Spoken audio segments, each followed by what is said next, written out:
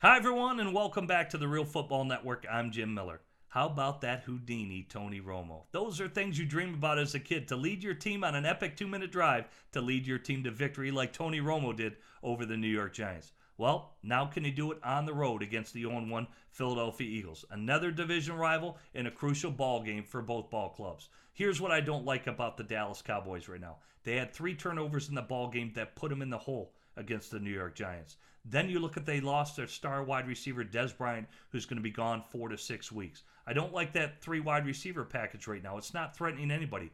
Cole Beasley, Devin Street, who's a second-year draft pick out of Pittsburgh, and then you factor in Terrence Williams. I think Terrence Williams is going to be up against it because Byron Maxwell is looking to rebound against a poor performance against Julio Jones and the Atlanta Falcons. But what can offensive coordinator Scott Linehan focus on? I think we already saw it. There are 2 tight end sets.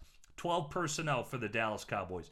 Gavin Escobar had 8 receptions and chipped in a touchdown, and we already know that Jason Witten received the game winner, also 8 receptions. And then you look at what we found out about the Dallas Cowboys. They found their receiver out of the backfield. It's going to be Lance Dunbar. He had 8 receptions for 70 yards and also had 2 critical plays on that epic 2-minute drive. Now let's flip it over on the defensive side of the ball. They're already without Greg Hardy, their top pass rusher, due to suspension. Now it's going to be doubtful whether Randy Gregory can line up in this matchup due to a sprained ankle.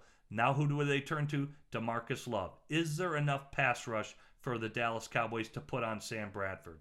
Now I look at the Eagles side of things.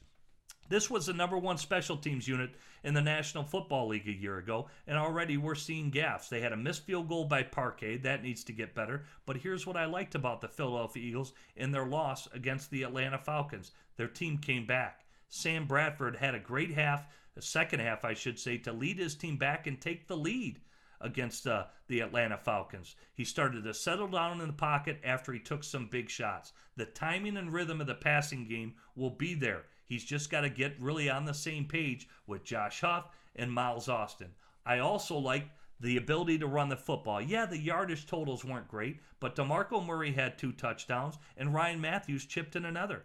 I also liked what Darren Sproles did in that matchup. He had over 76 yards receiving on 7 receptions, and he also chipped in another 50 yards running the football. So when you put it all together and then you factor in the matchups of Byron Maxwell on Terrence Williams of the Dallas Cowboys, I think the Philadelphia Eagles rebound and get the victory in this matchup 40-24. High scoring affair, and I think the Eagles offensively get right and take advantage of the Cowboys. I'm Jim Miller.